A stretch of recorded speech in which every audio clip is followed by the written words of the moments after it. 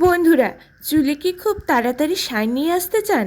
চান তো আপনার চুলও যেন ঘন, মজবুত, লম্বা হোক, সিল্কি, শাইনি, গ্লোসি হোক? তাহলে আজকের রেমেডিটা কিন্তু আপনাদের জন্য।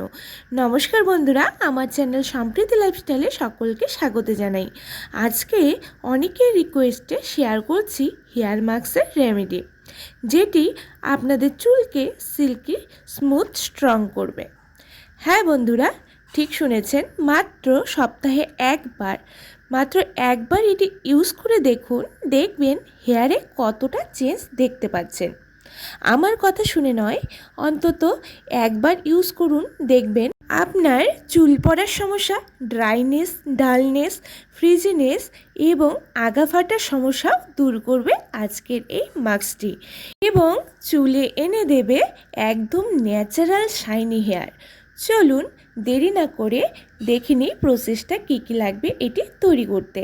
কেউ স্কিপ করবে না, স্কিপ করলে কিন্তু পুরোটা বুঝতে পারবেন না। আর হ্যাঁ বন্ধুরা, আজকের ভিডিওটি ভালো লাগলে অবশ্যই লাইক শেয়ার করে দেবেন, এবং নতুন হলে আমার চ্যানেলে সাবস্ক্রাইব করতে কিন্তু ভুলবেন না। চলুন দেখে নিই।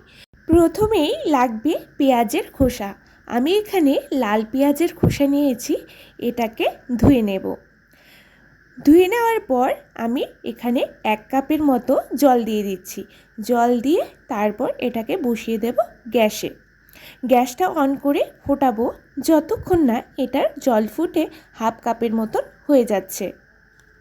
তারপর দেখবেন জলের কালারটা চেঞ্জ হয়ে কত সুন্দর একটা কালার চলে এসেছে।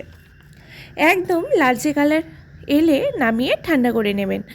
এখানে দেখুন জলটা অনেকটা শুকিয়ে গেছে এবং জলের কালারটাও কিন্তু চেঞ্জ হয়ে গেছে। পেঁয়াজের খোসা চুলের বৃদ্ধি ঘটায়, চুল পড়া কমায় এবং খুশকি দূর করে, নতুন চুল গজাতে সাহায্য করে। এটি চুলে একটি সুন্দর কালার এনে দেয়। এবার এর মধ্যে অ্যাড করলাম টক দই। দইটাকে ভালো করে ফেটিয়ে আমি কিন্তু ঢেলে দিলাম। দই প্রাকৃতিক কন্ডিশনার আমাদের চুলের যত্নে। এখন লাগবে হচ্ছে কোকোনাট অয়েল, নারিকেল তেল, যেটি চুল গজানো থেকে শুরু করে চুল পড়া কমানো, চুলের বৃদ্ধি, চুল ঘন করতে, চুলকে পুষ্টি যোগাতে এটার জুড়ি নেই। এটি নিয়ে নেব 2-3 চামচ। এই পর্যায়ে এখানে অ্যাড করে দেব ফ্রেশ অ্যালোভেরা জেল। এখানে ফ্রেশ অ্যালোভেরা জেল নিলে ভালো হবে, আপনারা না থাকলে কেনা অ্যালোভেরা জেলও দিতে পারেন। আপনারা সবাই জানেন চুলের যত্নে অ্যালোভেরাটা কতটা কার্যকারী, নতুন করে বলার কিছু নেই। এবার আমি অ্যালোভেরাটাকে মাঝখান থেকে কেটে এটার জেলটাকে বের করে নিচ্ছি। এটার জেলটাকে বের করে নেওয়ার পরে আমি সমস্ত উপাদানটাকে মিশিয়ে নেব ভালো করে। ভালো করে মিশিয়ে নেবেন যাতে সমস্ত উপাদানগুলো একসাথে মিশে যায়। সবগুলো উপাদান ভালো করে মিশিয়ে নিলেই আমাদের রেডি হেয়ার মাস্কটি। এবার হেয়ারটাকে ভালো করে আঁচড়ে নিতে হবে। আঁচড়ে নিয়ে জটটাকে ছাড়িয়ে নিতে হবে। জট ছাড়িয়ে নিয়ে আগা থেকে গোড়া অবধি পুরোটা দিয়ে নেব আস্তে আস্তে। স্কেল্পে লাগিয়ে নেবেন যেন গোড়ায় ভালোভাবে লেগে যায়, এবং লাগানোর সময় হালকা হাতে ম্যাসাজ করতে হবে। ভালো করে স্ক্যাল্পে লাগিয়ে নিন, তারপর আস্তে আস্তে পুরো চুলে লাগিয়ে নিন। লাগিয়ে নিয়ে তারপরে অপেক্ষা করুন 20 থেকে 30 মিনিট। আমি এখানে সুন্দর করে হেয়ার মাস্কটি লাগিয়ে নিয়েছি।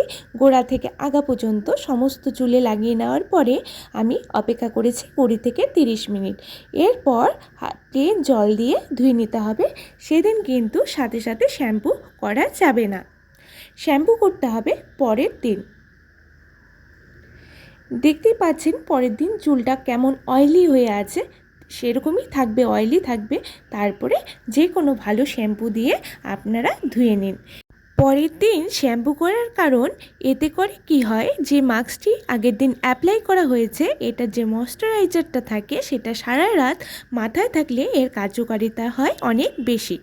আপনারা চাইলে রাতে হালকা অয়েল ম্যাসাজও করে নিতে পারেন, তারপর পরের দিন শ্যাম্পু করলে বেস্ট রেজাল্টই পাবেন। আমি প্লেন জল দিয়ে ধুয়ে নিয়েছি, তারপর শ্যাম্পু করে চুলটাকে ড্রাই করে নিয়েছি পরের দিন। এখন দেখুন কতটা ভালো রেজাল্ট এসেছে। এটি এত সিল্কি গ্লসি স্মুথ হবে, আপনারা ইউজ না করে কিন্তু বুঝতে পারবেন না। সত্যি বলছি, আপনারা জাস্ট একবার ইউজ করেই ফলাফল আপনারা বুঝতে পারবেন। অবশ্যই ট্রাই করুন এবং আপনাদের কেমন লাগলো ইউজ করে কমেন্টে জানাতে কিন্তু ভুলবেন না।